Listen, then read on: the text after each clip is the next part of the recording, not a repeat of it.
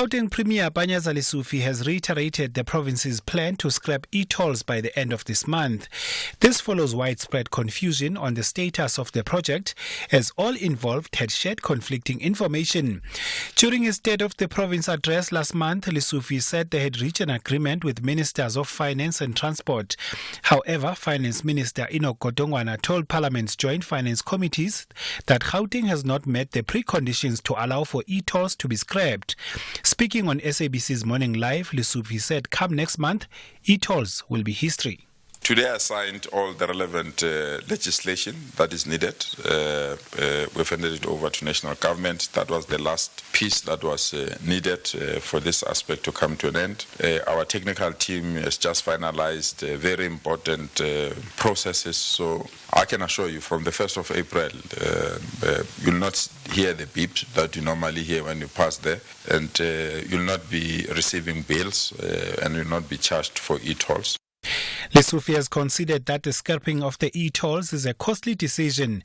He says the government will have to find ways to raise the funds. It is going to cost us almost 12 billion as a province. The principal amount is 47 billion that we owe from people that have borrowed money when we're preparing for 2010 World Cup. And people boycotted payments. Because people were boycotting payments, government was paying this interest on loans. And it was by last year, we paid almost 21 billion on interest alone. So the principal amount is waiting that 47. You are paying interest of 21 million. Doesn't make sense. And that is why when we entered the space, so let's buy the bullet, get 47 billion, pay these people, and then terminate this. We'll find a way of raising revenue. Takatso Aviation says it experienced immense political pressure in its attempt to acquire 51% in state-owned airline SAA. The company says, however, this was not the reason for the collapse of the deal. Takatso Aviation Director Cathy Mohlahlana has told a media briefing in Cape Town that among the main reasons for the termination of the deal was the cumbersome divestiture conditions imposed by the Competition Tribunal. This included resolving issues with its minority shareholders. We do know and we do believe that even within the ruling party there's been different views about this. But we were really of the view that, on the other side, from a leadership of this transaction by Minister Godan, believing that he had the support of the cabinet.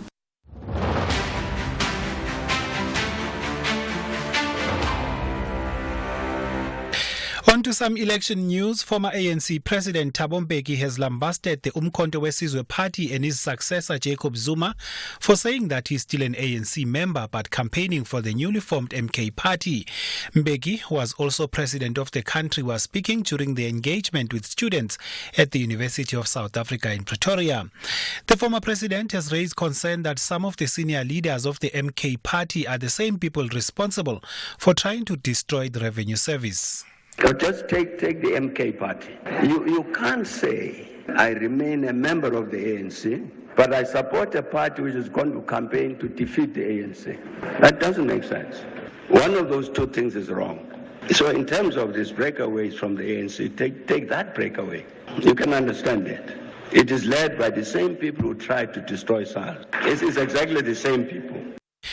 4 men arrested in connection with the New Year's Day fatal shooting of 4 people at Juku Lane in Soshanguve in the north of Pretoria are expected to appear at the local magistrates' court this morning.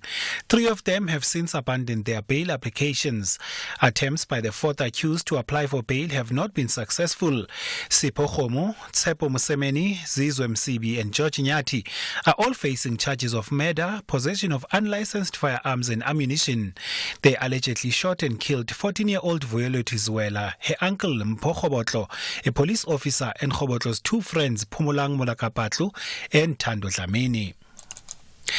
And finally, an Israeli teenager who was captured by Hamas gunmen during attacks on the 7th of October last year has told the BBC that the world has forgotten about the hostages. The BBC's Lucy Manning reports.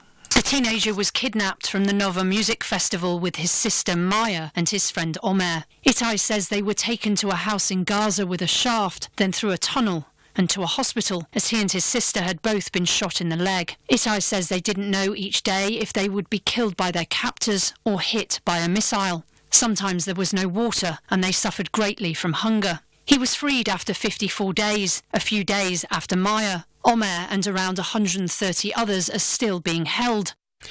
Recapping your top story, Gauteng Premier Panyaza Lesufi has reiterated the province's plan to scrap e-tolls by the end of this month. This follows widespread confusion on the status of the project as all involved had shared conflicting information. Your headlines at 10:30 with N. Musa for SAFM News. My name is Luyanda Maume and I'm out. SAFM 104 to 107 nationwide. SAFM has signed a code of conduct that is enforced by the Broadcasting Complaints Commission of South Africa. Under the code, we are committed to giving news that is accurate, comment that is fair, and programming that is not harmful, does not amount to hate speech, or contain violence or explicit sex. If you think we are not living up to that code, then you can inform the Broadcasting Complaints Commission of South Africa. Direct any complaints in writing to the Broadcasting Complaints Commission of South Africa. PO Box 142365. Craig Hall 2024. Fax to 011-326-3198 or an email to bccsa@nabsa.co.za. For more information, please visit www.bccsa.co.za. The Talking Point with Cathy Mohlahlana. Weekdays 9 a.m. till midday.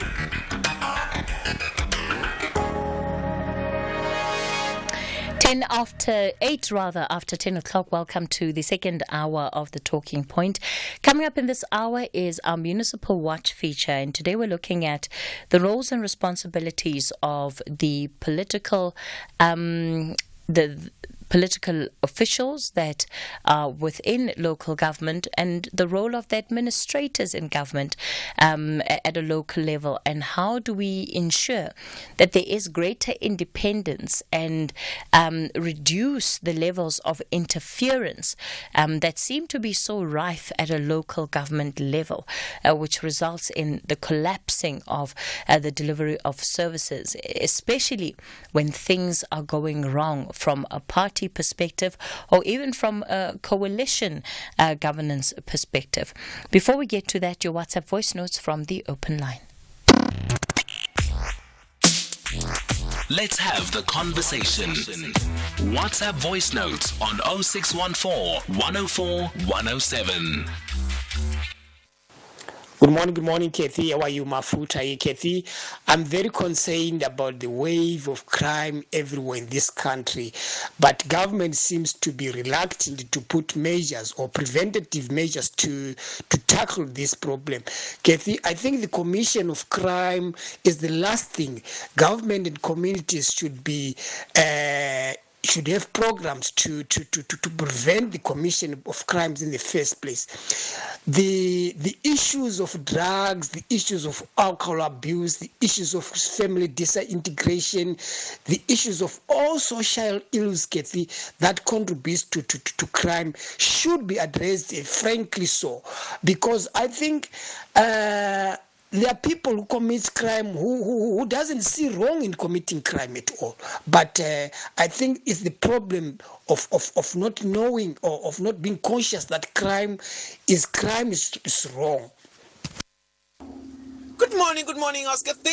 Fred the Trucker here in the Eastern Cape. Oscar T. As somebody who saw what happened in July riots, as somebody who was a victim, as a truck driver, we all know what happened in July. Shop owners, business owners, truck drivers were attacked during that time. So whenever threats come from that side of town, I take them seriously. And something the lawmakers, they need to make sure these people, we really need to put them to their place. Good morning, Katie. You are speaking to Josie Bush here in Rondapelt, Chimiston. I'm going to be short. My take is on Thabo Mbeki speaking about Jacob Zuma, the Zondo Commission that his name has been mentioned. I believe and I know that on this list of the ANC candidates that is coming now, surely there are names that were mentioned on the state and on the Zondo Commission. And I'm not sure how loud is he going to be with those names that are going to be mentioned there. So I think even though Jacob Zuma is no angel, but I don't think also Thabo Mbeki is an angel too, with all his other comrades that are also there in the ANC. So they mustn't fool us. It's Josie Bush, Rondapelt. Good morning to you, Sis Cathy, and your team there and the listeners. We mustn't forget that load shedding started in 2008 under Thabo Mbeki's administration, and also the AIDS saga.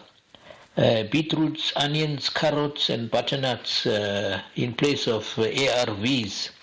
And the treatment action campaign had to take government to court to release ARVs. So I don't think Thabo Mbeki needs to lecture anybody about MK and such. Thank you, Frank Maritzburg. Hello, Cathy, the team and SAFM listeners. Thabo Mbeki must not forget that this is the same Zuma that made him fold his administration together with the Scorpions, because Mbeki thought he knew too much, only to find out that he had personal vendettas against Zuma. Only they know what are those. He's repeating the same mistakes again. Maybe Zuma turned out to be this kind of person because of the treatment they gave him during his time as a deputy president.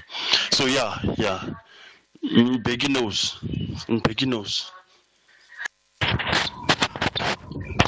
Morning, Sis Cathy. Morning, SAFM listeners. Steve here in Joburg. I'm very disappointed and flabbergasted by SAFA. What's the reason of suspending Mary Aledwawa? Because they want to rule forever. About the dictatorship in SAFA. I think it's high time as people and stand up for this dictatorship at SAFA. It's high time about Denny Jordan and them vacate their positions. Because now they don't want to be challenged. They see a threat from a woman. No, we can't just let that go away as if nothing has happened. They're doing as they please there in SAFA about Denny Jordan and themselves and the group. Denny and the gang. It's high time they must go, people. They don't want to be challenged by a woman. No. This is not on. It's not good. SAFM values your views. Be an active citizen. FC Cole will put their best foot forward to grab maximum points on home soil to run away from the danger zone. Meanwhile, RB Leipzig enjoys every moment in the top half and want to keep climbing to the top. This is the Bundesliga, football as it's meant to be. Experience the German style of the game. FC Köln versus RB Leipzig on Friday, 15 March at 9:30 p.m. Live on SABC Sport on DTT Channel 4. Also available on SABC Plus and SABCSport.com. # We Love It Here. Brought to you by SABC Sport. For the love of the game. Happiness is saving 31% by only paying 1,321 Rand per month on your white 2023 BMW X1 1.8i X-Line. That's how much 47-year-old Babita saved when she switched to Outsurance. For real savings and real benefits, SMS out to 30754 now. That's out to 30754. Licensed insurer and FSP. Premiums are risk profile dependent and reviewed annually. T's and C's online. Across South Africa, online and on radio. SAFM, let's talk.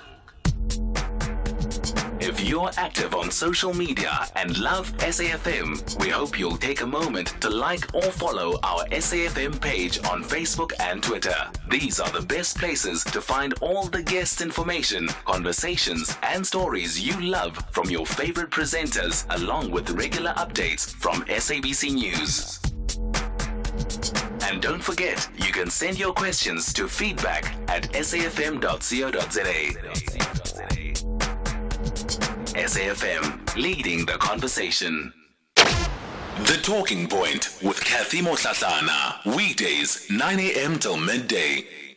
All right, let's get straight into our Municipal Watch feature. Cathy Mohlahlana is the Chief Group Advisor at Ndiso Consulting. He's also a local government revenue and governance expert. And today we're looking at the roles and responsibilities of political and administration in local government. Cathy, good morning to you. Thank you so much for your time this morning. Good morning, Cathy, and good morning to all the listeners. Of course, you are, shall I say, you are our resident local governance expert on the Talking Point. And part of the reason why we had the conversation last month already to have different topics in the slot, because we know usually the slot we focus on what's going wrong in municipalities, which is all good and well, but we also have to empower ourselves as residents in these municipalities to understand the function of local government better, so that we are able to exercise the agency, the power that we have to go and get the answers that we need where things are not working to our satisfaction, because it's not enough to complain and to protest when there are ways in which we have been empowered legislatively that give us at least certain levels of power that enables us to access what is happening behind the scenes so that we can be satisfied. So today, you've identified the issue of political officials and administrative officials. And I was saying earlier that this is actually one of the biggest areas which cause problems at a local government level, because there doesn't seem to be the distinction between those that are there for political purposes versus those that are supposed to be playing a purely administrative role. Absolutely, and I think it's crucial that the roles and responsibilities be understood, be known, be described, as well as be ascribed to each one of the people who are supposed to be part and parcel of local government. And as you've correctly pointed out, local government has the political side, it also has the administrative side. Now, to break it down perhaps, into the various areas, is that, on the political side, we can just assume that, firstly, let's understand that a municipality has a council, which is, now a council that is responsible for the entire municipality, of which there are representatives from the political side, as well as, those that are sitting in from the administrative side on a technical advisory capacity. So that is the makeup of that municipality. And of course, there are councillors. So in the basic way of looking at the political side is to look at the fact that there are councillors that are elected through elections, of which we've just had elections for local government, and of course we're going for elections for provincial and national. So similar to how members of parliament would be elected so that they occupy the seats in parliament, so councillors occupy those seats in council. So council is the parliament, if you want, for local government. So within there, then you will start having the different categories of the members, or at least the designations and positions that the councillors are going to occupy. There will be the executive committee, which is led by the mayor, of which in the executive committee are people who would be members of the mayoral committee, and then there would be councillors who are ward councillors, and then there would be councillors who are proportional representative councillors, which is commonly known as PR councillors. And I'm just outlining the roles so that when we unpack them, they can be understood. And then there'll be committees, of course, because council's role is to make sure that they provide oversight.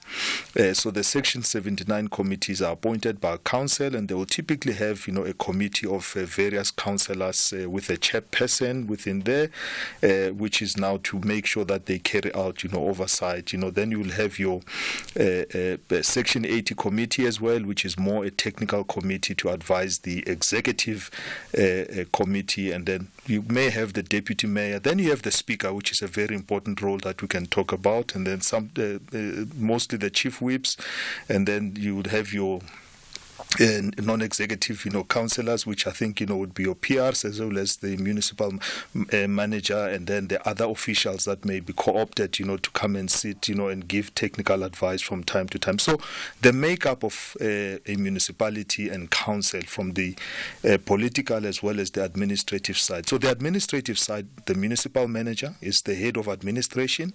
Political side, the mayor is the head of the political side, and the speaker is the head of council in that way. So I think that's to unpack, the roles, from where we can dive deeper into, okay, what does this mean for the citizens? What does it mean?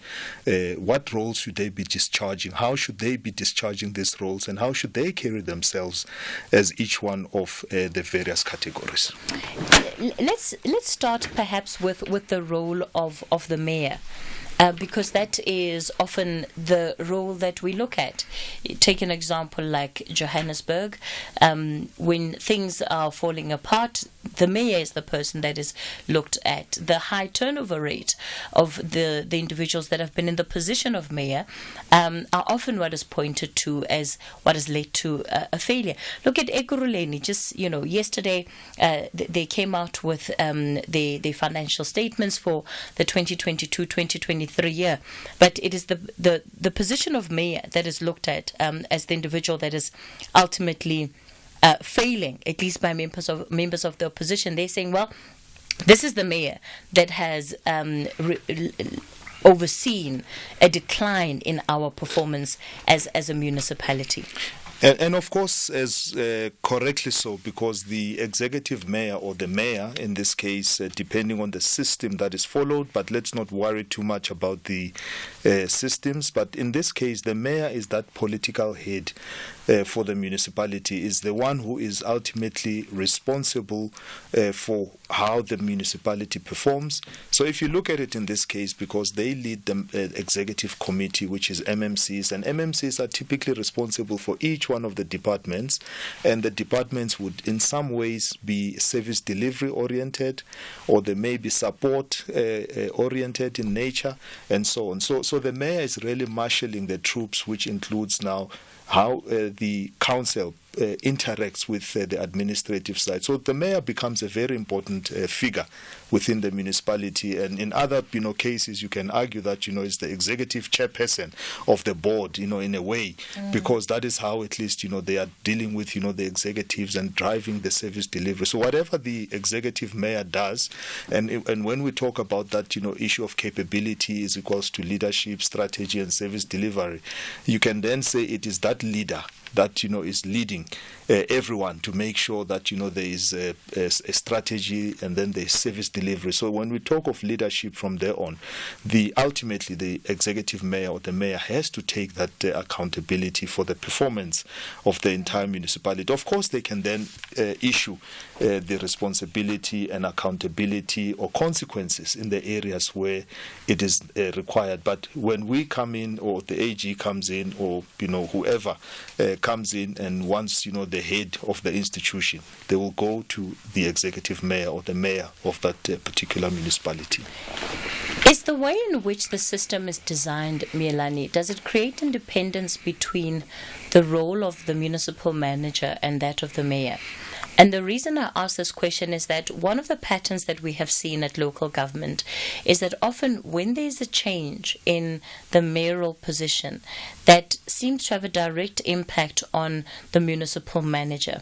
Suddenly, every mayor seems to want to come in with his own or her own municipal manager. Why does that happen? And is it a function of the way the system is designed, or is it a function of how we have allowed things to happen with our political culture?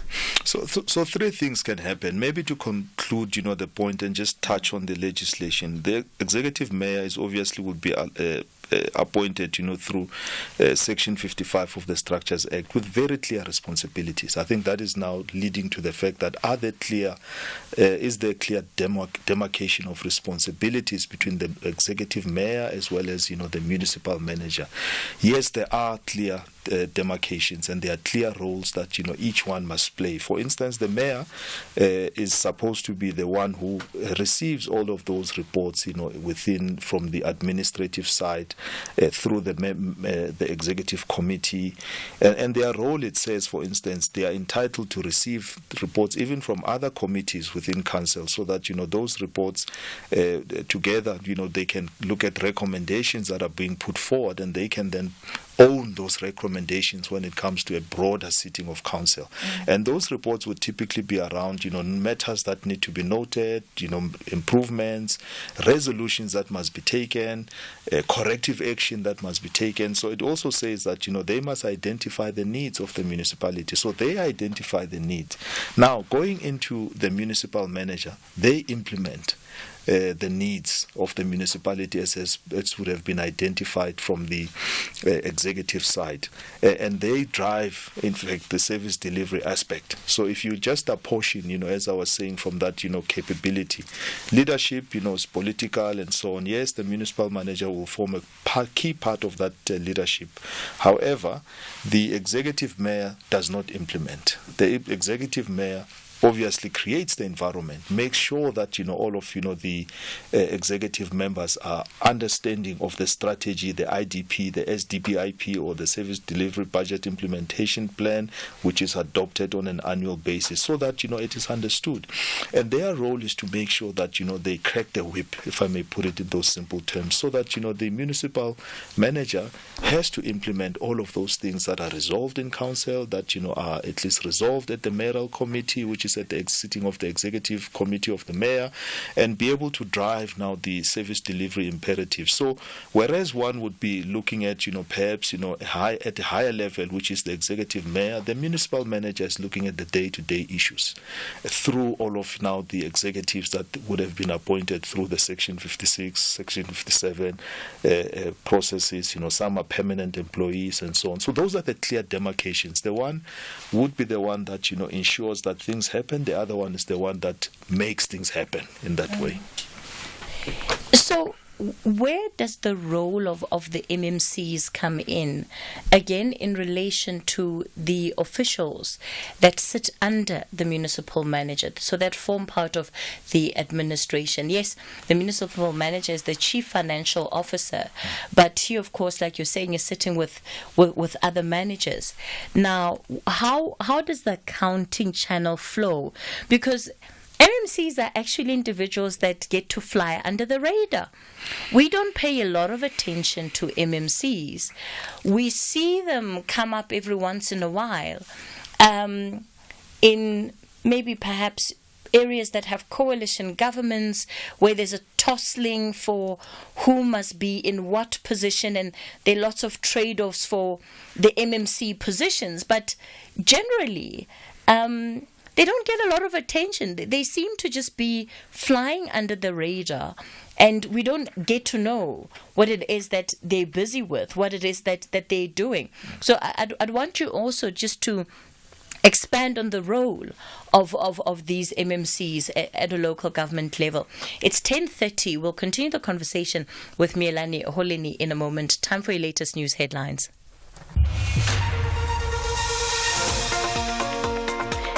Good morning, I'm Anne Musa. In the headlines, Gauteng Premier Panyaza Lesufi has reiterated the province's plan to scrap e-tolls by the end of this month. This follows widespread confusion on the status of the project, as well as all involved had shared conflicting information.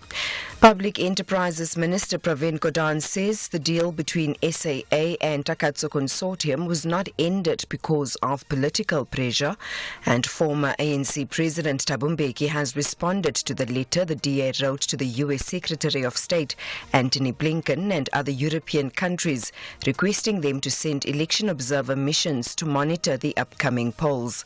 I'll have details on these and other stories at 11. Taking a look at your markets this morning, the rand is currently trading at 18 rand 62 to the dollar, 23 rand 86 to the pound, and 20 rand 37 to the euro. Markets in Asia close mixed. The JSE is lower in mid-morning trade. Markets in Europe are slightly up this hour. Gold is trading at $2,168, platinum $942 per ounce. The price of Brent crude oil is at $84.50 a barrel. The Talking Point with Cathy Mohlahlana. Weekdays, 9 a.m. till midday. We continue the conversation on the Talking Point. You're listening to Municipal Watch. Today we're looking at the roles and responsibilities of the political officials and, of course, the administrators in local government. Mealani Holeni joins us. He is, of course, a local governance expert and also a local government revenue expert. He's Chief Group Advisor of Ndiso Consulting Group. So we've already touched on, the two sides, right? On the political, at the top you have the mayor. On the administrative, at the top you have the municipal manager. In council, you have the speaker. The mayor leads a team of his executive, which are the MMCs. The municipal manager also leads their own team of executives, which are really the administrative roles that one would know, senior managers handling different things in the administration. I asked a question before we went to news around the MMCs. What is their role and responsibilities? What are they there to do? Do we even need them?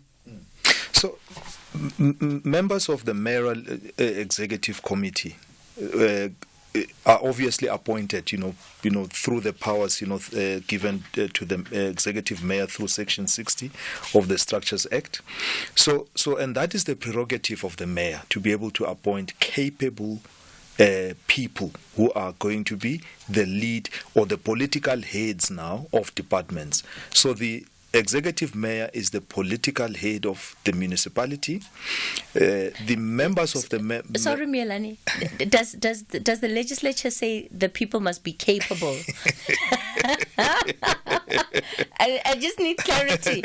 You're the rules guy. So does it say the mayor must appoint capable individuals? What does it say? It may not say it in those particular terms, but I think the assumption, in fact, the delegation of authority.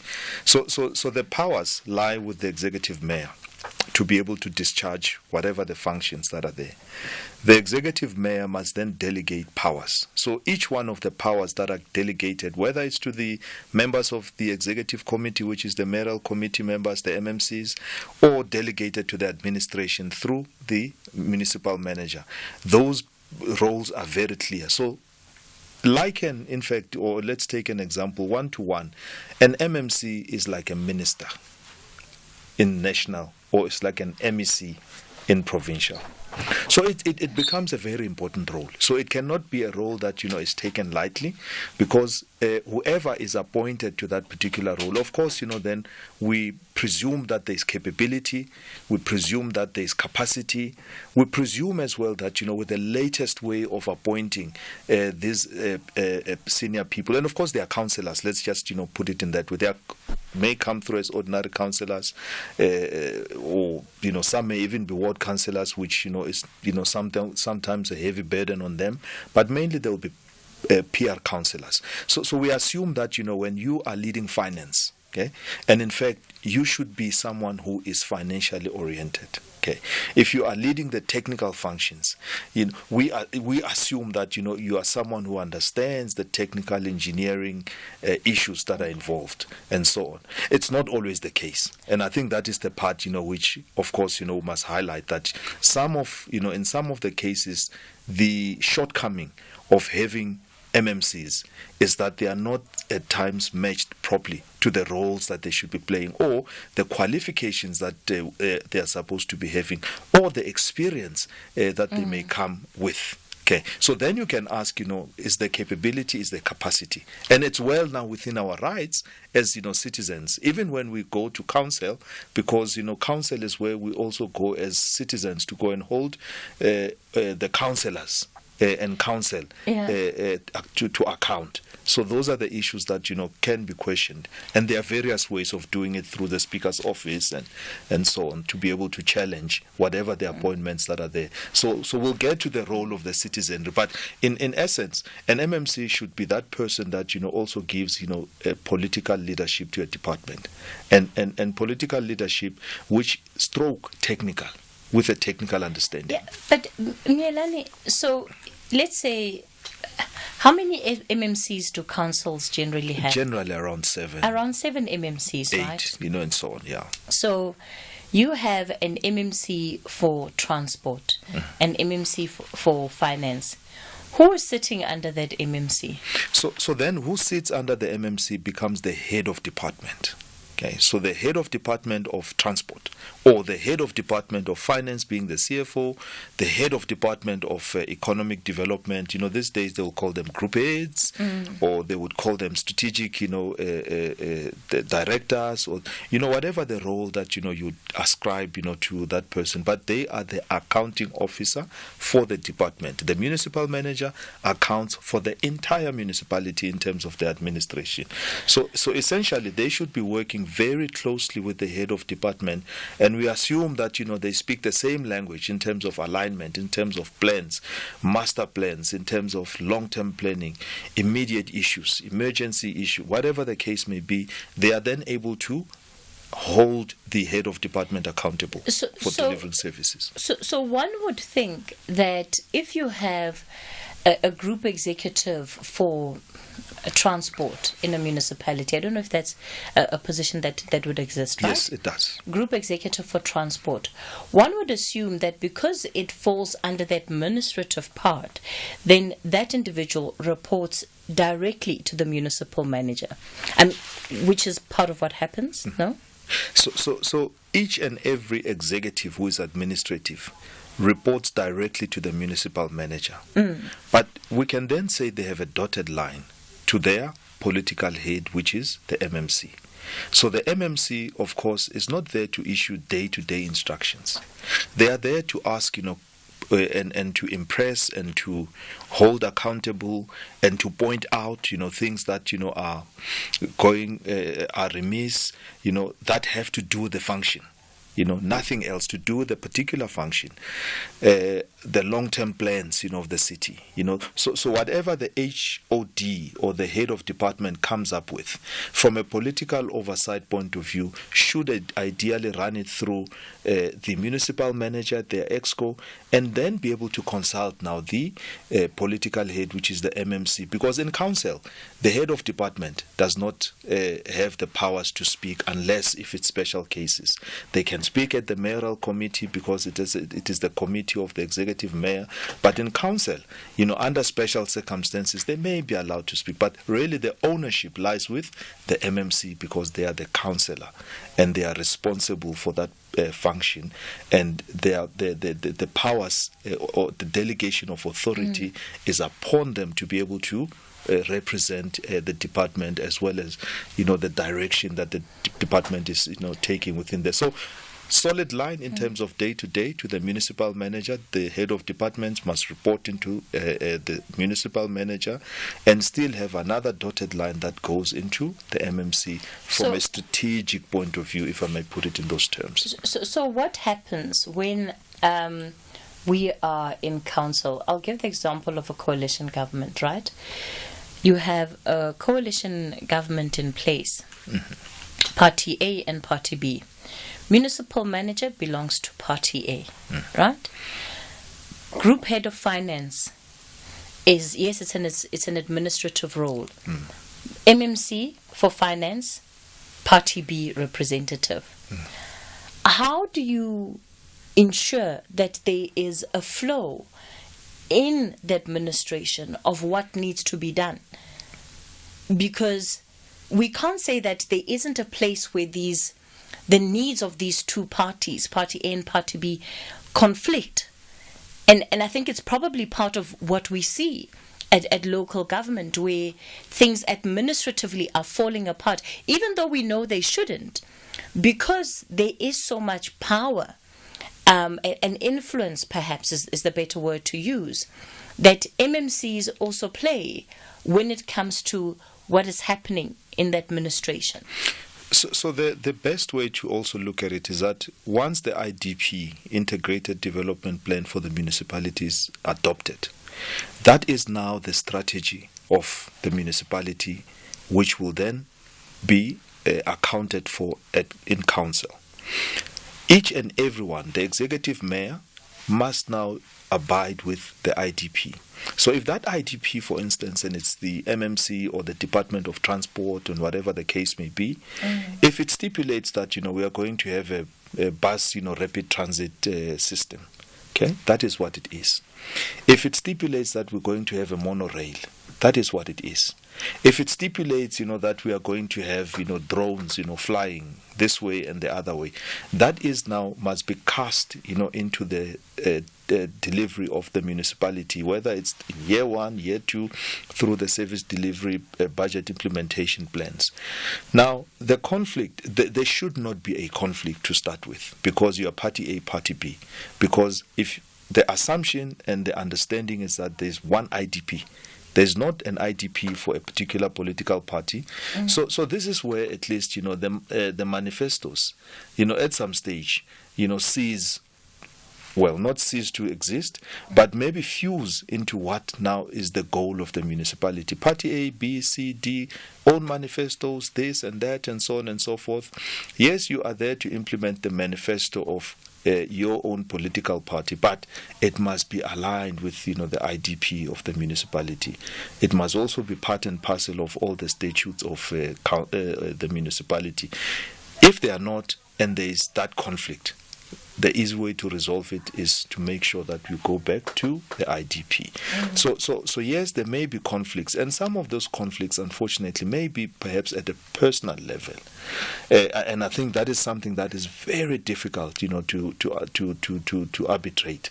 The issue here is that an MMC should be then taking the IDP and looking at the SDPIP and saying, right, you are going to implement this, Mr. or Mrs. Group Head or Miss Group Head, whatever the case may be. This is what you are going to implement, correct? Show me a plan of how you are going to implement all of this. Show me in this case, they are not involved in procurement plans. Go and create a procurement plan for all of these things. So make sure that, there's a plan that, starts with you looking at the feasibility of this, doing whatever the process, and make sure you go to get a procurement plan that you are going to run. So the MMC is not involved in procurement. Councillors are not involved in procurement, and which is the separation now of powers within the municipality. The conflict can happen from many different areas. Okay, sometimes the councillor may want to influence the procurement plan, of which now they're on the wrong side of the law. At times, it may be the fact that the HOD is not implementing or moving quickly enough to achieve the goals that can cause a conflict, and so on and so forth. So there are many different things that we can look at in terms of how some of the mismatches and conflicts should be there. So if we are running one plan in the utopian world, there should be no conflict, but because you have the various influences of how Party A would do it and how Party B would do it, you may differ in terms of tactics, and often that can cause constellation between how to then move forward. And you asked the question of why bring in a new team if you come in as an executive mayor. I think it's a very crucial question, and I think I would love to hear what those executive mayors are thinking about when they decide to overhaul the entire municipality. Okay, let's assume if there were problems within the municipality and the municipal manager is the accountability points a finger at the municipal manager that they have not done the things that they were supposed to do, then you have a problem. And they are well within their rights to look at how they find ways of moving beyond, that team that is not implementing.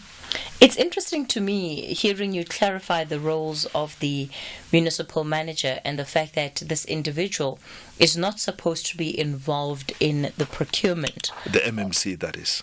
The MMC. Yeah. Yes, all right. Okay, so the MMC is not involved in procurement. The municipal manager is. Yeah.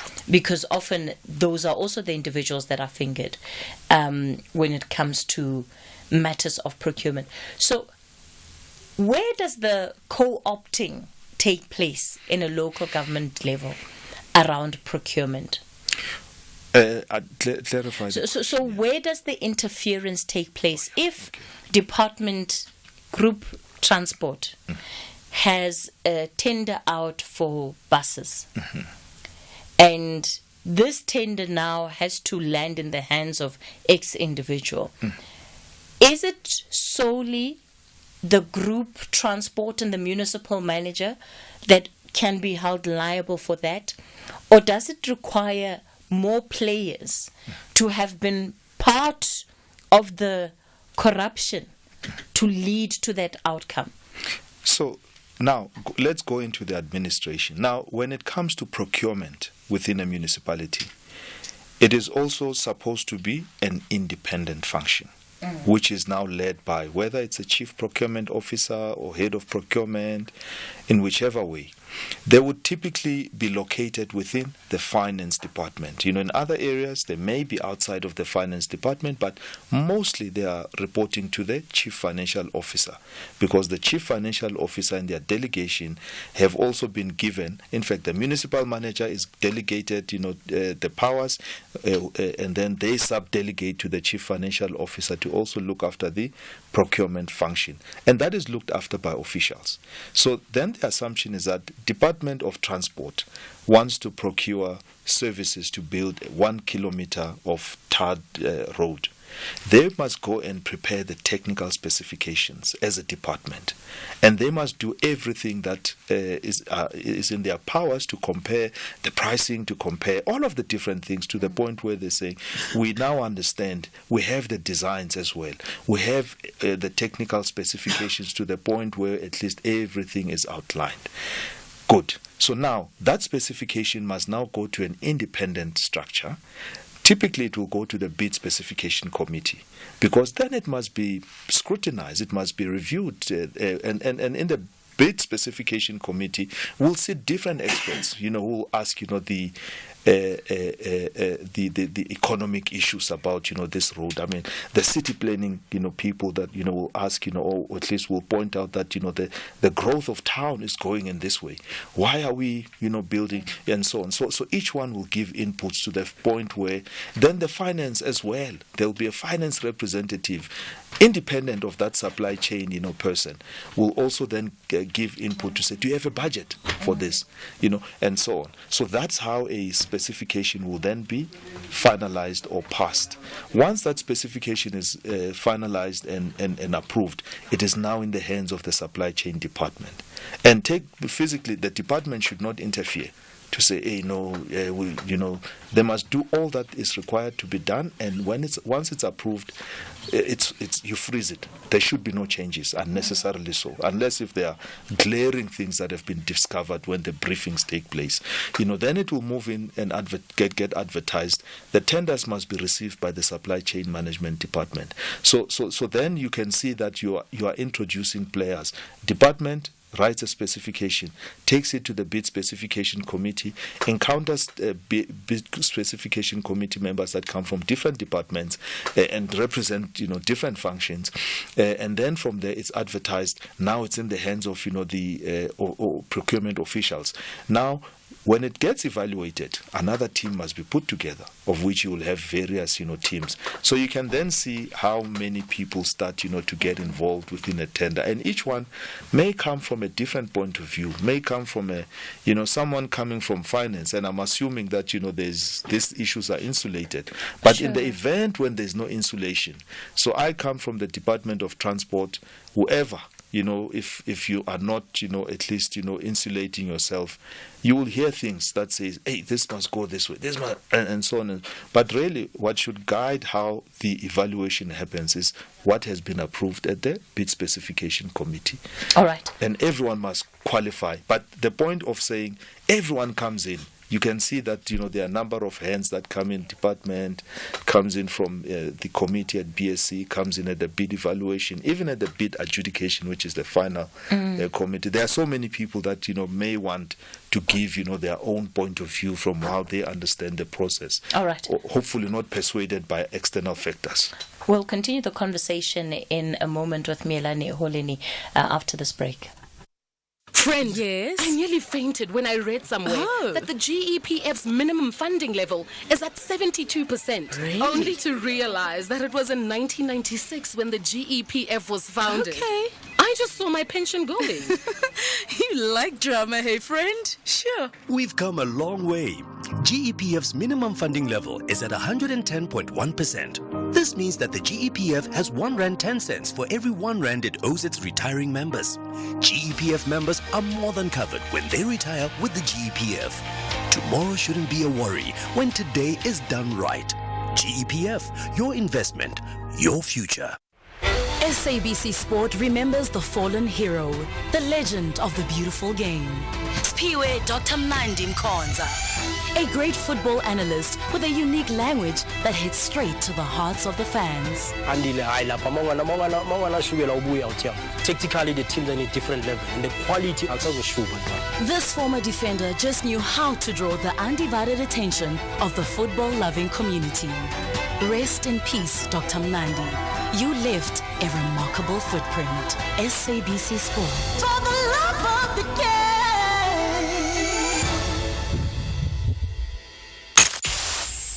The Talking Point with Cathy Mohlahlana. Weekdays, 9 a.m. till midday. All right, we continue the conversation on the Talking Point. It's Municipal Watch, and today we're looking at the roles and responsibilities at local government, in particular the political roles and also the administrative roles. Mohlahlana Mohlahlana is my guest. Brian, you're calling us from Cape Town. Good morning. Good morning to you and your guest. I just want to put a different slant to this topic.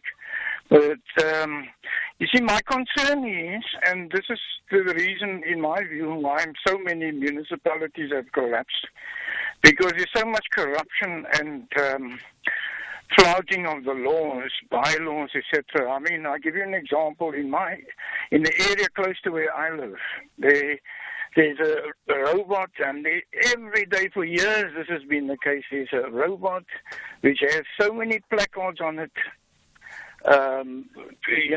of people wanting to sell items, and it's been on there, and the municipality, the council officials drive past us every day because there's a council building close by, and no one does anything about it unless my understanding of the bylaws have changed, but I know you can't put any for sale sign on a robot. That has been there for years.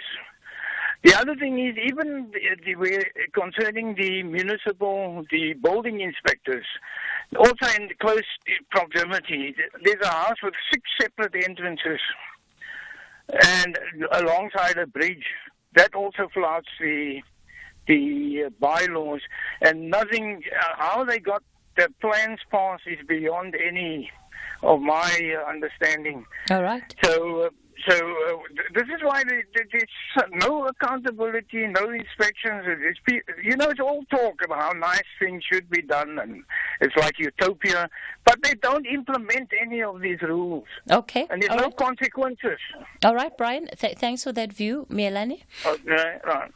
And of course, Brian is correct. I think the bylaws in a municipality, bylaws are crucial, because bylaws are at least a it's a way of keeping order within the municipality, and those bylaws are statutory bylaws, and they have to go through council, and at least they come from legislation itself. Some emanate as far as from the constitution to be able to get to a point where they become a bylaw. But bylaws at least guide, things like you cannot have, for instance, maybe in the building area, building lines, or advertising of billboards and so on. So those are the ones that must be in a way policed to the point where there's adherence. Otherwise, there should be a system that finds the people that are breaking those bylaws.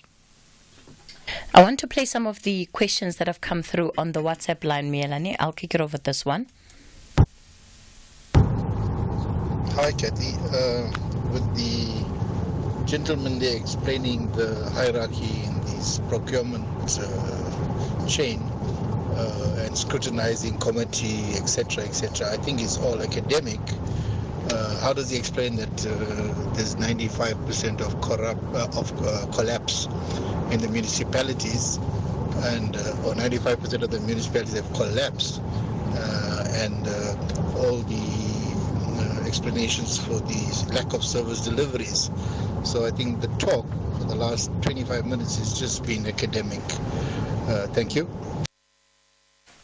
All right, Melanie? Yeah, I think the important thing is that academic as it may sound, we must know where things can go wrong. I think that is the important thing that, we are putting forward, in here. If there's a specification which goes and builds a road that goes over someone's house or home, you must know where the problem could have been, because if we don't know as citizens how these various committees hang together, we go and burn buildings unnecessarily. We go and distract, property unnecessarily. So this is now, I think, for us to equip ourselves with that understanding that how do you then follow a process to go and query something that has a bearing or an impact on you as a citizen. Active citizenry, I think that is something that, this series are attempting to at least bring forward, that as citizens we have a role to play within council, we have a role to play in the way that, the municipality must discharge its functions. We can't sit back and merely just, complaining. But we need to take an active role, but we need to know where the problems or the breakdowns are emanating from. All right, I'm going to stay then with the WhatsApp voice notes. Good morning, Sis Cathy and your guest. Sis Cathy, I listen your guest very well. You know what? In Northwest, there's no such a thing. Yeah, in Matlosana municipality, the roof is on fire. Sis Cathy, they are stealing. They are taking. We don't know what is the service delivery. CFO, he received the bribe of 1.4 Amarok. He's still there. The councillor, they are supporting him so that we mustn't remove him. We try to remove him. How long we've been much from that CFO? And that CFO says, Cathy, he appoints service provider to collect waste collection. That lady didn't come, doesn't have even capacity, doesn't have a truck. He come after 3 weeks or once a month. But is it something normal? Cadre deployments are failing us, man. And those people are appointed by chairperson of the ANC. It's Percy. Percy, thank you so much for that voice note. And I think, Mielani, it goes back to the question that I asked earlier around issues of procurement. How many people need to be involved in swaying things either one way or the other? So in the end, when things have gone wrong, it's not just one individual that is responsible. What is clear is that there is a collective of individuals that have bought in, that have supported, all of them, a process that has taken place. Absolutely. And I think the previous voice note is absolutely correct, because there are a number of players that are there. The procurement function may be said to belong to the finance department. Therefore, the CFO may have all the powers. But here's the other thing. The municipal manager is the one who is delegated with these powers, and they sub-delegate these powers. So it means if that particular tender is not, at least, or whatever the exercise or the wrongdoing is not picked up by the municipal manager, it means then the municipal manager must account for everyone else who has been involved in the value chain. Otherwise, they must be the one who are the first to point out out that there is something amiss with the appointment, or there's something amiss with the service provider, or whatever the case may be. Or when they drive around, for instance, I drove around yesterday and I saw some of the fire hydrants, were leaking, with water and so on and so forth. So they, if one encounters such, they must be the first ones to say, but hang on, why are fire hydrants just leaking water? Or why are there potholes? It means, there's a service provider that I've signed an appointment letter for who is not carrying out, the duties. Then they must be able to hold the municipal, the finance officers or the transport department, whichever departments that are involved in this. So yes, of course, we may talk, that this is academic and so on and so forth, where people are involved, and I think this is where the role of, the Speaker of Council also comes in, because we can petition through the Speaker's office, because the Speaker's office is there to serve the people and to hold now the councillors accountable. All right. Okay. I think that will have to be part of the next conversation that we have, which is where we then come in as citizens. We've completely run out of time for this conversation with Mohlahlana Holeni. We're going to leave it there for now for our Municipal Watch segment today. Up next is the 11 o'clock news. Independent and impartial. This is SAFM News. In our top stories, ruling on admissibility of confessions in Mahiwa murder trial, and Mbeki response to DA letter on election observer missions. Good morning. Judge Rata Mohlahlana has ruled confession statements allegedly made by accused 1 and 2 in the Senzo Mahiwa trial were made freely and voluntarily and therefore may be admitted as evidence. Mohlahlana has made a ruling on the trial within a trial in the High Court in Pretoria, where 5 men are appearing for the 2014 murder of the Bafana Bafana captain. Gauteng Premier Panyaza Lesufi has reiterated the province's plan to scrap e-tolls by the end of this month. This follows widespread confusion on the status of the project, as all involved had shared conflicting information. During his State of the Province address last month, Lesufi said they had reached an agreement with Ministers of Finance and Transport. However, Finance Minister Enoch Godongwana told Parliament's Joint Finance Committees that Gauteng has not met the preconditions to allow for e-tolls to be scrapped. Speaking on SABC's Morning Live, Lesufi said come next month e-tolls will be history. Today I signed all the relevant legislation that is needed. We've handed it over to national government. That was the last piece that was needed for this aspect to come to an end.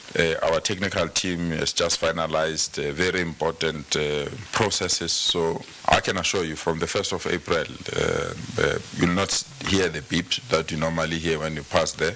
And you'll not be receiving bills and you'll not be charged for e-tolls.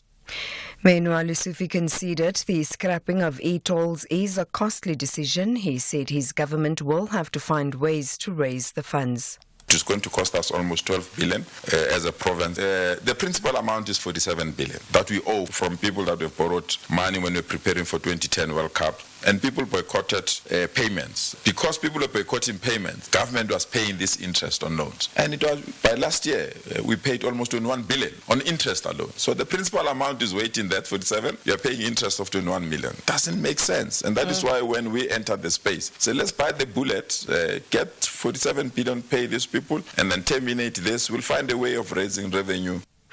Public Enterprises Minister Pravin Gordhan says the deal between SAA and Takatsu Consortium was not ended because of political pressure. Gordhan announced yesterday that the deal with the equity partner to buy a majority shareholding in the national airliner was off. He says the decision was made by mutual agreement and not due to any pressure from any quarter. This was not done under any pressure. This is a process that was professionally handled by the department, and professionally we came to the point where we say maybe this is not the best route for SAA to be taken through. And I don't give in to political pressure. In election news.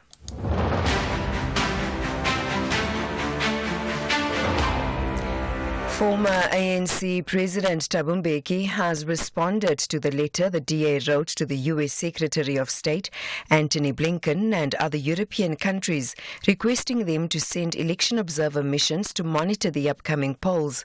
Mbeki, who was also President of South Africa, says the DA does not trust itself and South Africa's electoral processes. He says observer missions are not invited by political parties, but by the Electoral Commission. Mbeki says South Africa has held successful elections since the dawn of democracy. In this case, I think it's the DA is making a statement about itself, that it doesn't trust our own people, it doesn't trust our own capacity to handle our own election, and it doesn't trust all of these other people who will come and are invited. The people they trust is effectively the white world. And that's a statement about the DA itself. I mean, honestly, our electoral commission here has handled elections since 1994. And there's no major complaint that's been made. And they've been observed all the time. All of this, the EU will be here and everybody will be here. And finally, the IFB has won 3 wards from the ANC in Newcastle in northern KwaZulu-Natal in yesterday's by-elections. The wards became vacant following the resignation of ANC councillors. About 18,000 people in 3 wards in Newcastle registered for the by-elections in the area.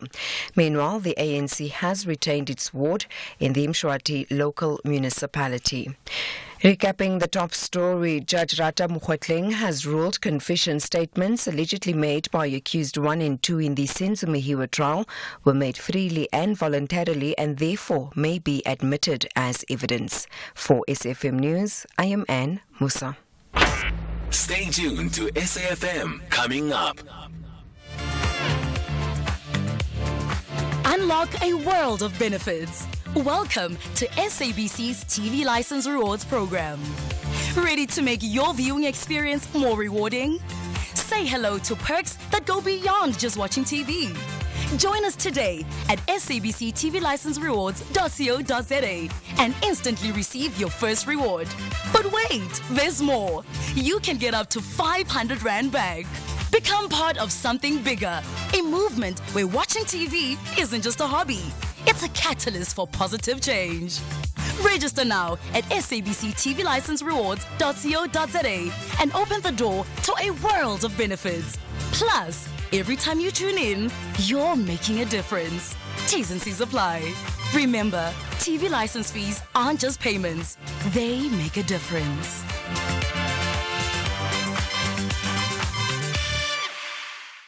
FC Cole will put their best foot forward to grab maximum points on home soil to run away from the danger zone.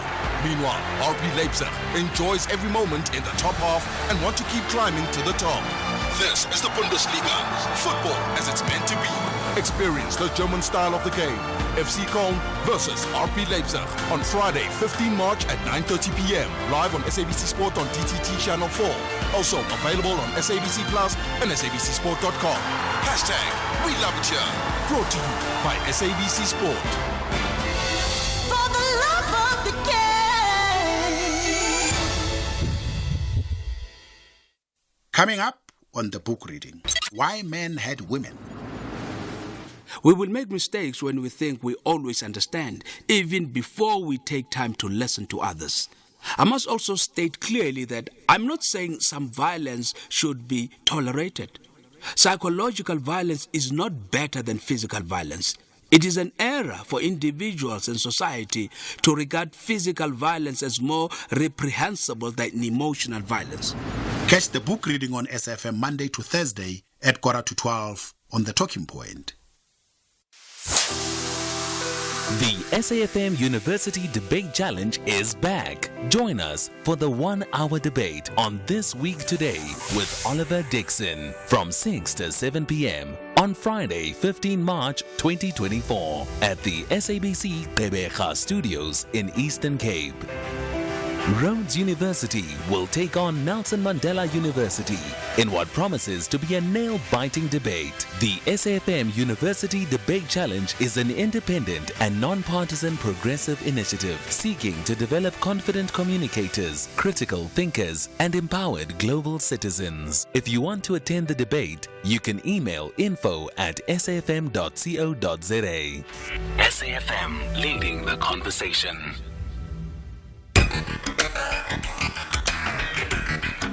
The Talking Point with Cathy Mohlahlana. Weekdays, 9 a.m. till midday.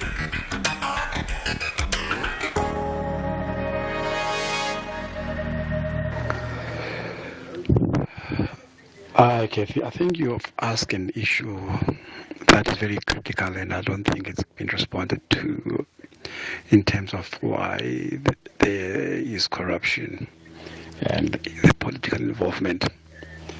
I think your expert has not touched on it. There's something called political interference in the procurement processes. It's the one where the MMC or the mayor will say that, yes, the IDP wants a 1 kilometer road, but I want number X, company X to build the road, because company X has there's a level of patronage. And therefore, the bid committees will influence through the accounting officer that company X wins the tender. And that is where the Auditor General finds the procurement process being irregular. Or a deviation is done to appoint company X through Regulation 36. And that is where the AG finds that process is irregular. That is where the corruption comes in. Thank you. Hi, Cathy. Lunga, Western Cape. So what I'm hearing is the mayor is the political head and his group of executives are political executives. Whether capable or not, at this point, I kind of lean towards if it's a political appointment, it's likely that it's got nothing to do with capability, more about party affiliation and catered appointment. So then the HODs or the head of departments are the ones that actually do the work on the ground. Now, if the HODs are going to be doing the work and they still have to report to a political head, and that political head has political agendas, what work is being done? Feels like the executive positions, which are the political positions, are redundant. And the mayor should just be in charge of that role and delegate to the head of department. Period. Cheers. Morning, Cathy. Our residents in our local municipalities, most of them don't know that they have the right to attend council sitting in their local municipalities and have the right to hold those councillors accountable as a resident. That is what most of our residents don't know about. SAFM values your views. Be an active citizen. All right, you're listening to The Talking Point. Welcome to the final hour of the show. I do agree. I think it was Lunga in his message that was asking about the roles of the head of departments versus that of the MMCs. As we take a closer look at these positions, I think it at least in my mind, we have to ask the question whether we need all of these positions.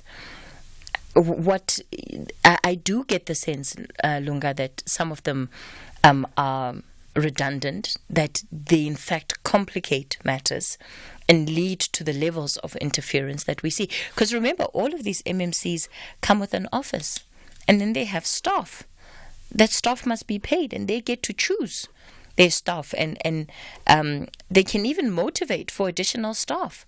So what is all of this for? Is it really necessary? Does it affect the functioning of services?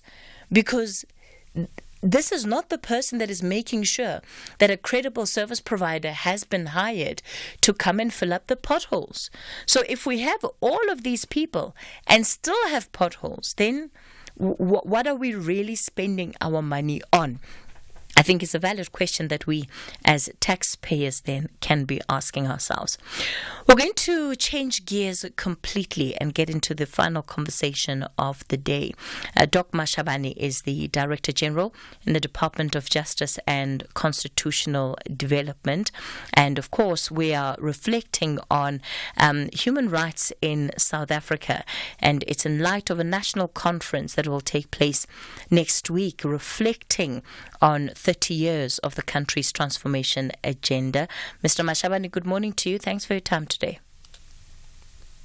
Good morning, Cathy, and good morning to your listeners who appreciate being invited here to your program. So how would you describe 30 years of South Africa's transformation? Where in the view of the Justice and Constitutional Development Department are we? Look, that's a very difficult question, and I think it needs more than 100 of your shows for us to provide an answer to that question. But in broad terms, part of the reason why we are having that conference that will take place from Monday to Wednesday, different segments, is to have South Africans from all walks of life, from academia, from legal practice, from social activism, from religious sector, and so on and so forth, organized labor and all of that, to come and say, what does the 3 decades look like in relation to the respect and promotion of human rights. So we thought, instead of ourselves answering that question, we need South Africans of goodwill from across the length and breadth of this country to participate in that discussion. And because the main idea is that after having answered that question of where are we should then be able to say, where do we go from here the next 2 decades, 3 decades, and at least come up with some framework. And part of the reason why we thought it was necessary to do that was because when with the advent of the democratic era, the whole focus was to say all the centuries, the past centuries before 1994, the whole struggle, you can sum it up as having been a human rights struggle for human dignity, struggle for equality, and struggle for freedom. So all of that put together is human rights. So ideally then the South African state ought to, or has been built around the common desire to build a state that respects human rights, or the respect and observation of fundamental human rights is core. Mr. Mohlahlana, I hear what you're saying in the sense that you are expecting the different actors in society to contribute to this conversation. But there must be a starting point that you as the Justice Department have in terms of what you as a department see as either the key successes that have been achieved, the challenges that remain, that guide even the work that you do as the department in terms of promotion of human rights in this country and promoting, this transformation that we need in our society. So I'm interested in knowing. Yeah, I'm interested in knowing what you as the department are going to be taking into this conversation. Look, as you know, the president will open the address and will obviously then, traverse, the past 30 years on behalf of the entire government that he's leading and that his predecessors have led as well.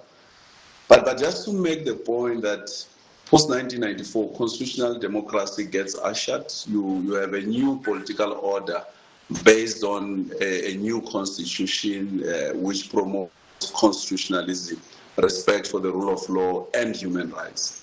So with all the challenges that we have, which are not only unique to South Africa, but are general challenges experienced across the world, young democracies go through different stages. From that point you are raising, we have a constitution that reigns supreme. And that simply means that as part of what was agreed as a political constitutional order, that everything that the state does has to be aligned to the Constitution as the main framework that guides the work of the state and the work of government. And the rule of law that the country is expected to have is based on that Constitution. So the equality before the law that every South African citizen, as opposed to the history, is supposed to be equal before the law. That's what in the main rule of law entails, but also the general uniformity that it is known that if you have not acted in accordance with the law, there won't be an exception. Everyone will face the same and similar consequences.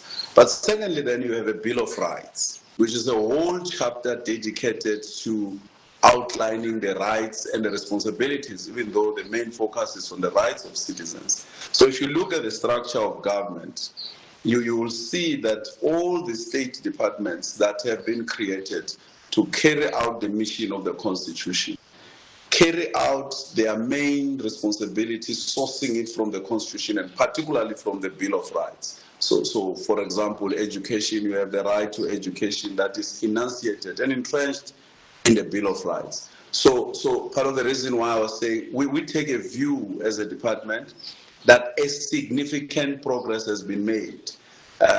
We can't say we have achieved the highest form of respect or enjoyment of human rights in this country, but looking at where we come from after centuries of racial discrimination, racial subjugation, discrimination, gross violation of human rights driven by the state, there has been a significant progress that has been made.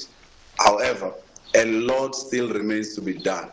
We are one constitution in our region, in the continent, and in the world, where the Constitution expressly says citizens have a right to enjoy socio-economic rights, and such socio-economic rights are justiciable, meaning that citizens could go to court and demand the enjoyment of that right. But then you have a provision talking about progressive realization of socio-economic rights, because it is acknowledged, or it was acknowledged, that resources will be at the core, resources will be required. So the achievement and the realization of socio-economic rights is resource intensive. So we know, you and I, Cathy, the challenges that our economy has. Over the past 8 to 10 years, the economy is not growing at 5%. So the challenges of unemployment, the challenges of poverty, the challenges of other development remain. However, by comparison to where we come from, you can still say, in spite of all this, but there are these critical, including media freedom, is entrenched in the Constitution. We are able to talk, you and I, openly and free now because of this right. So it's more or less the approach that we're taking as a department, that we will not necessarily be saying all the rights have been achieved, but we acknowledge the challenges. That's why then people from different sectors will speak about their experience. But the general take we have, in the broad sense, is that from a framework point of view, from having policies that are aligned to human rights, that has been a major breakthrough. Legislations, policies.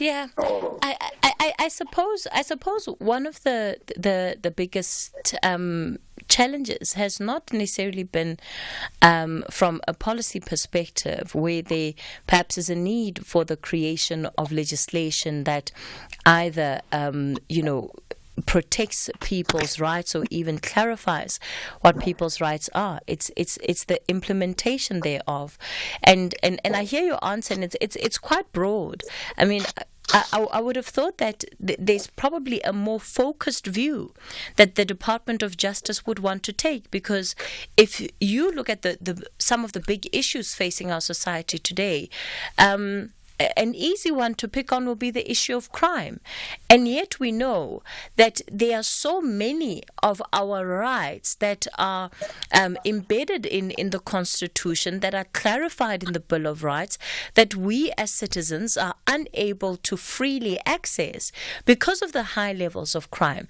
And that brings us to what is happening in the criminal justice system and what is a perceived failure of the criminal justice system when it comes to prosecuting criminals or even arresting criminals. So again, I would have expected that from the view of the Justice Department, there's greater clarity in that reflection of 30 years to say, actually, these are the areas where we believe we have done well. Access to education, access to whatever else may be on the table.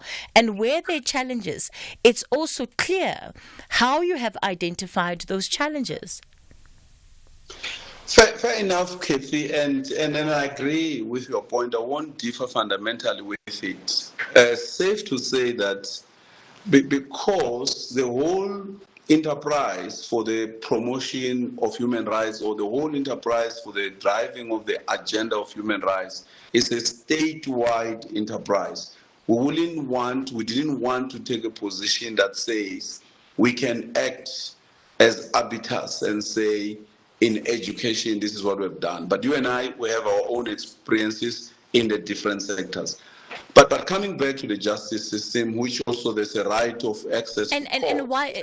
Sorry, I'm curious. And why did you not want to do that? Because if we're talking about the Bill of Rights and let's say the right to education, and let's say we're talking about perhaps whether schools are abiding to the norms and standards that have been set, and if they're on track with that, because that has been identified as being an impediment to young children being able to access their full right to education, that would be something that falls under the scope of the Justice Department to say, this is what we have promised the people of South Africa, and yet we have not been able to do that. The issue of pit latrines again would be a big one in the Department of Education. So why would the Justice Department be reluctant to go through that list of these rights and go to every department and say, well, this is what we have promised the people.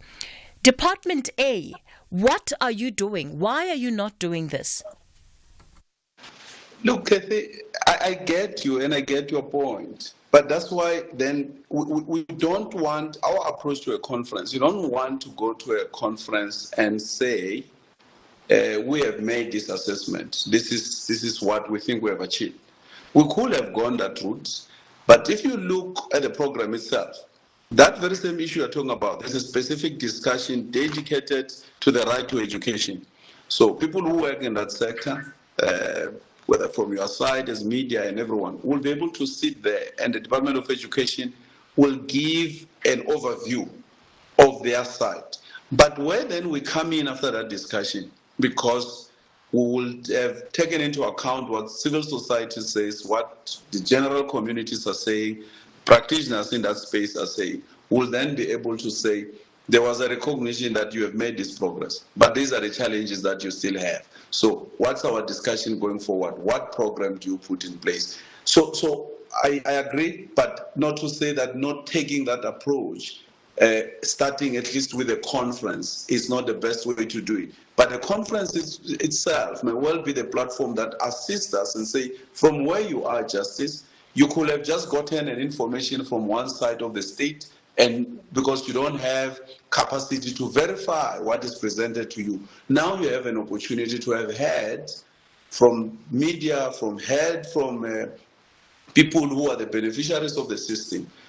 In general terms, I can talk about either my limited experience and the limited experience of my community, but people who are involved in the different areas of the different programs of human rights will be able to assist us scientifically and say, these are the issues. Because sitting here, you and I, Cathy, may not say the glass is half empty. I would say it's half full, looking at least maybe subjectively from my own experience. But I take that point, and it's a view that we incorporate even as we enter into the conference, because for us, the conference should not be an end in itself, but should be a beginning of a dialogue nationwide around this issue as we move and celebrate the 30th anniversary of constitutional democracy. But coming back to the issue that you have raised of the criminal justice. Sorry, Mr. Mohlahlana. You know, one of the things that you have said in sort of this memo ahead of last week is that it's to reflect on 30 years of South Africa and the transformation agenda, promoting democracy, development, and human rights. If you have not carried out the exercise of either conducting assessments yourselves or getting reports from departments who have conducted that analysis on what is happening in their corridors, then what exactly are you going to be reflecting on? Because otherwise, it could well. Sure. I'm going to give an opportunity to answer. Apologies for that. It's 11:30. It's time for me to take the latest news headlines. I'll give you a chance to answer as soon as we're done with the headlines. Good morning, I'm Anne Musa. In the headlines, Judge Rata Mohlahlana has ruled that confession statements allegedly made by accused 1 and 2 in the Senzo Mehiwa trial were made freely and voluntarily and therefore may be admitted as evidence. President Cyril Ramaphosa says learner dropouts and repetition rates are still unacceptably high. He's called on stakeholders in the education sector to work hard in addressing these. And Gauteng Premier Panyaza Lesufi has reiterated the province's plan to scrap e-tolls by the end of this month. This follows widespread confusion on the status of the project as all involved had shared conflicting information. I'll have details on these and other stories at 12. The Talking Point with Cathy Mohlahlana. Weekdays, 9 a.m. till midday. You're listening to The Talking Point. We're in conversation with the Director General in the Department of Justice and Constitutional Development, Doc Mashabane. We're talking about the Human Rights National Conference that will be taking place next week, and it will be reflecting on 3 decades of respect for and the promotion of human rights. So what has happened in the last 30 years that we need to reflect on as a society? And we kicked off really with trying to get the reflections of the department itself to say, well, what is the view of the Justice Department 30 years into our democracy? Where do they see the greatest steps of progress, and where do the challenges lie? That's a conversation we've been having with Doc Mashabane. So, Mr. Mashabane, I'm going to give you an opportunity to respond to the question I asked before news, which was really that if you're not conducting an assessment, either from the Department of Justice of departments to see how they have fared, especially when it comes to the promotion of the Bill of Rights, and you're not conducting that assessment, but departments are also not giving you a report of analyses of their own assessment of themselves, then what is the point of having the conference? Does it not lend itself to being yet another talk shop? Okay, Cathy, look, it's a matter of an approach. The presidency, through the Department of Planning, Monitoring and Evaluation, has a project, a major project, exactly doing that. They require all of us, including us in the Department of Justice, to account, to give progress over the past 30 years on matters of access to justice, as well as the promotion of human rights generally. So that process is a separate process that they are working on.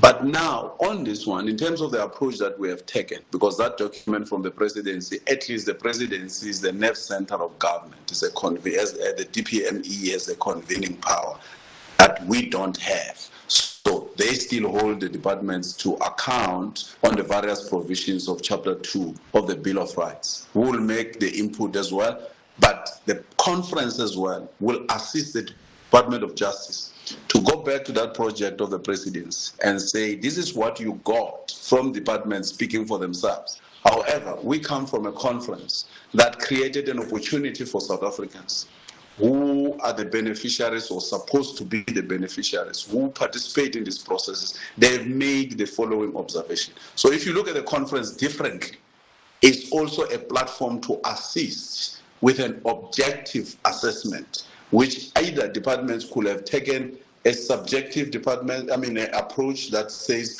we have done well over the past 8 years. But if you open it up, there's someone who's an activist, someone who's a practicing lawyer, someone who's in academia, they will give us a different flavor. But we bring ministers and deputy ministers, unfortunately, to come and give an account. They may not have been in that same department over the past 8 years. But in the conference, they will have an opportunity.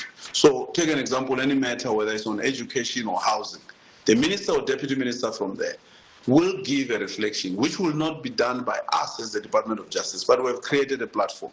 They will give a reflection and say, insofar as the right to housing, this is the journey that we have traveled, starting from this base, meaning referring to a period before 1994. So I take your point. Maybe later we could then, having done all of that, for us this serves as a tool, because we wouldn't have a capacity to look at all the 27 or something or 30 or so rights contained in the Constitution. But in the form of the conference, we have then the benefit of bringing yourself, Cathy, from the media, bringing someone who is an expert in the area to critique what departments will be presenting in the conference. You raise a critical issue in relation to crime in this country, which our posture is that crime, including gender-based violence, constitute an affront to our constitutional order, constitute an affront to the human rights of South Africans.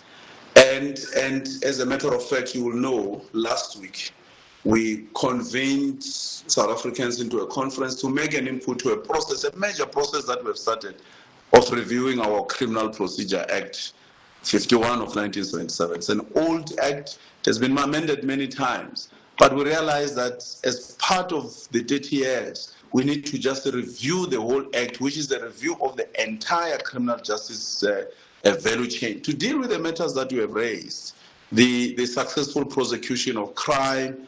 But now it takes into account many things that have happened over the past 30 years, the strategies that the state has in terms of fighting crime, issues that are being raised about Section 35, which is more the due process rights, the rights of the arrested, accused and detained.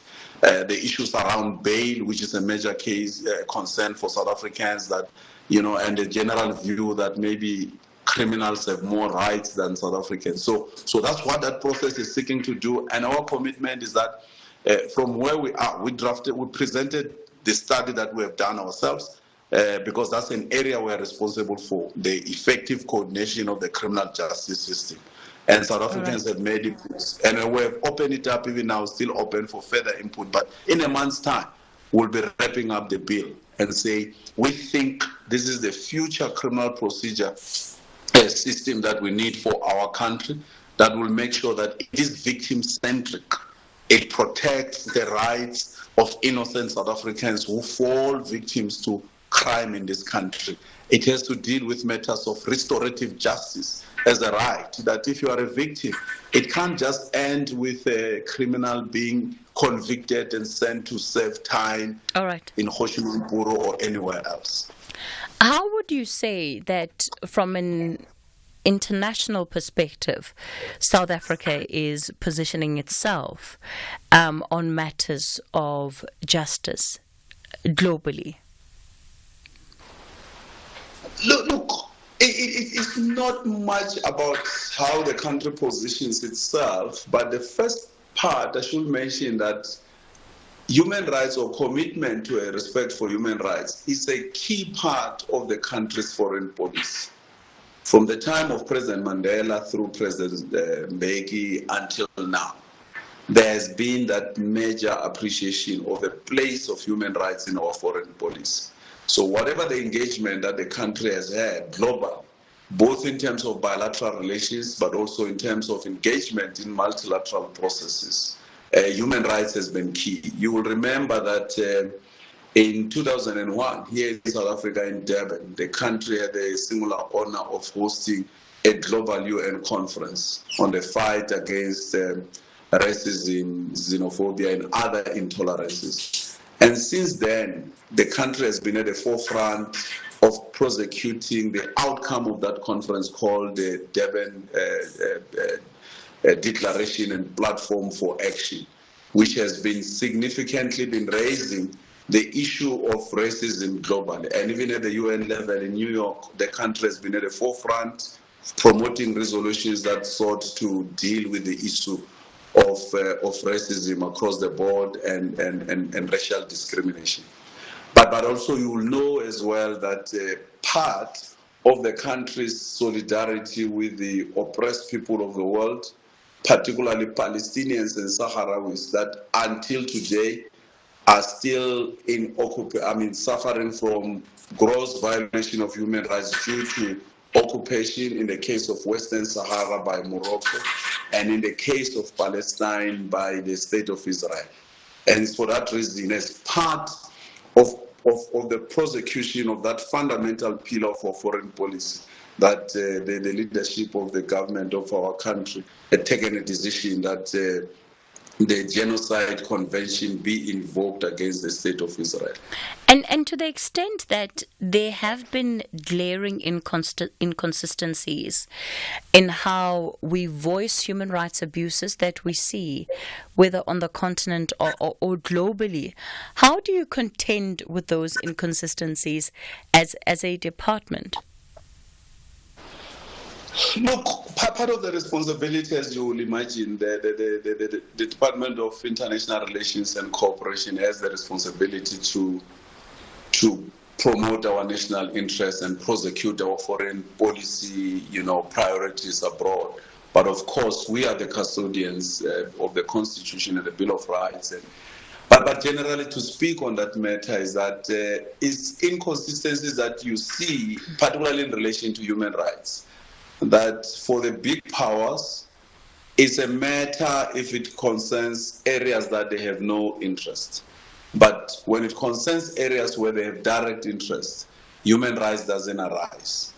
I mean, if in terms of the current order, if you look at the international system, you can't reconcile it with what has been happening in Palestine. Forget the more than 70 years of gross violations there.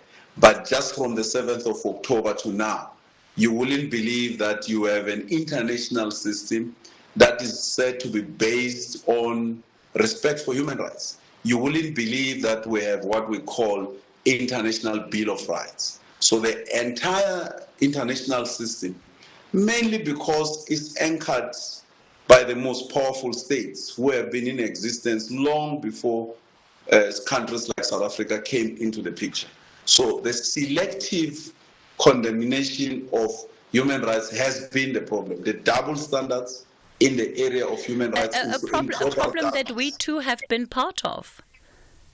How? Well, look at the different approaches that we've taken. Ukraine, the situation in Ukraine versus the situation in Israel. I'm just saying that in the same way that you are accusing other global powers of hypocrisy, we as South Africa are equally accused of that hypocrisy. But the accusation against us cannot stand. I don't think that people should convince themselves that the situation of Ukraine is comparable to the situation of Palestine. We are dealing in this case with an occupation that began in 1948, where people have been dispossessed, lost their land, lost their properties, lost their right to dignity. They are subjected to all manner of apartheid, practices and policies, and on a daily basis, they are losing themselves and their identity. As much as there are issues of concern in Ukraine, but I think it's part of that global agenda of diversion, so that there cannot be a proper debate on what is happening, even before the 7th of October, what has been happening, which has been unknown to many South Africans, that Palestinians even before the 7th of October 2023, have been experiencing what we as South Africans experienced until 1994. And it was for that reason that President Mandela could make the statement that we can't consider our freedom to be complete until the people of Palestine and Western Sahara are complete. As you know, the court, the International Court of Justice, opined some years ago that the wall that the Israelis were building between themselves and Palestine was an apartheid wall.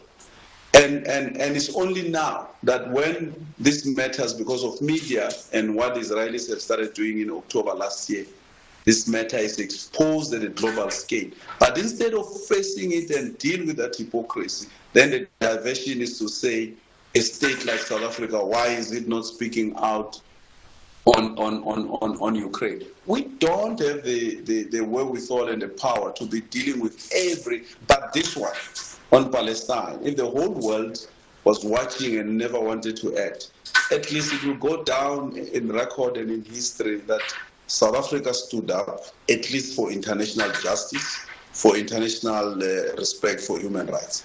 And at least the court agreed with us. All right. Let me go to the lines. Miles Budu, good morning. I'm going to ask you to please keep it brief, Miles. Thank you very much for taking my call. I'll keep it brief. You know what? From 2007, with the Victims' Rights Conference, nothing happens with the recommendations. 2015, Ex-Prisoners National Conference, nothing happened with the recommendations.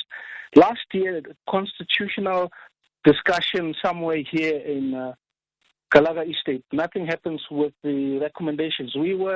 I just went there for a few hours because I went there to go and eat, because most of the time it's the food that is different than all these things that these people has been telling us since the dawn of our democracies. All their recommendations get never implemented. They are unimplementable because you get a spokesperson or whoever sits in the studio, speak a lot of English and say absolutely nothing. All right, Miles, thanks for that contribution. Mr. Mashabane, rather. Mr. Mashabane. Yes? Miles, it's always a pleasure to have you made an input. So, Cathy, at a conference that we had 3 weeks ago in Boksburg, looking at the Criminal Procedure Act, Miles came and raised his concerns with me. And of course, I told him I was not in those conferences. But I did tell him that he had a point. And at this point, because the conference we had last week was not just a conference, at a clear outcome, we told them, we are amending, we are reviewing the entire Criminal Procedure Act. And I told him, whatever the outcome of that conference he contributed in is going to form a key part of the amendment. As we release the bill for public comment, Miles is going to see that his inputs that he made at the conference didn't go into waste. What I like about Miles, at least, and I said I was happy with it, I told him, is that he could show me the record. And I said, it's good that you are not attending for the sake of attendance, but you have a point. It's a general challenge that you know, Cathy, that most of the time South Africans will say, our problem is, and you mentioned this point yourself, that our problem is not legislation, it's not policy, but has been how much we implement it. All right.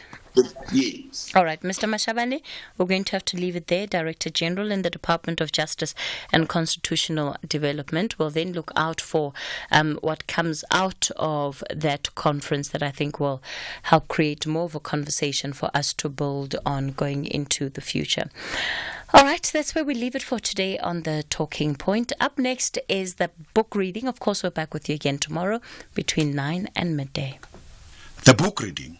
Please note the views expressed in this book are not that of the station. Listeners' discretion is advised. SFM presents another episode of Why Men Hate Women, written by Kopano Ratile. To my critical friends, I would like to suggest then that it is not what we can call the coloniality of love that should bother us so much. What we ought to devote ourselves to are matters such as how the need to be loved and to love manifests in our cultures, the structures in our society that enable or obstruct caring for each other, what love looks like in our subjective relations given the laws and norms of our society, what factors hamper love from being realized here, and thus how we might go about actualizing what we call decolonial love. By decolonial love, I mean the same thing as humanizing love, just love. I mean love that builds, connects, and understands instead of deforming, colonizing. Love that heals, frees. This is non-proprietary love. This potential of love that heals and builds is what I would like us to nurture in boys and men, because I've seen what love can do even with all its elusiveness, agonies, and dynamics. In dedicating ourselves to unleashing this potential, we would refuse to be subject to exploitative, apartheid, and colonial patriarchal rules of love, even if, as I suspect, it may be a long while before we entirely leave them behind. The fact is, there are too few love projects amongst boys and men in our societies. Hence, I cannot make any definitive conclusions about how boys and men think of, feel, and do love. But my meditations on the subject impel me to want to understand this need, even while I do not intend to be read as offering any certainties, if any can be offered with regard to love. Another question that may be of interest is, do women and girls really experience love in the same way as men and boys? Perhaps there is a difference, perhaps not. If there is a difference, my suspicion is that it is not biological in nature. And if it is social and psychological, it means we can reduce or eliminate this difference. Although that does not mean that changing social and psychological life is easier than changing biology. It may in fact be the case that some men who hurt women cannot be changed. All these questions suggest that what we may need to do is to make an effort to understand the commonalities as well as the differences within and across societies, genders, age groups, and cultures. I would be interested to see the dissimilarities and convergences in care practices among men raised in households that believed in physical discipline and men who were raised where children were allowed to negotiate, or differences and similarities regarding love among men who enjoy guns, those who enjoy football, and those who enjoy reading. In some, the lack of psychosocial, spiritual, and culturally embedded care for boys and men, the lack of their connectedness to others, especially girls and women, but also to warm and supportive groups of other men, is deeply concerning. It is my reading that, along with structural, institutional, and psychological factors, male disconnectedness and lack of adequate, appropriate, and progressive care for men and boys may be behind men's impulse to injure others and themselves. The lack of care and caring is entangled in a number of social issues such as child abandonment, school dropout rates, and alcohol abuse. To propose that boys and men need to be loved and to give love does not take away from the need for care and other needs felt by girls and women, including the need for safety and protection from male aggression in its various guises.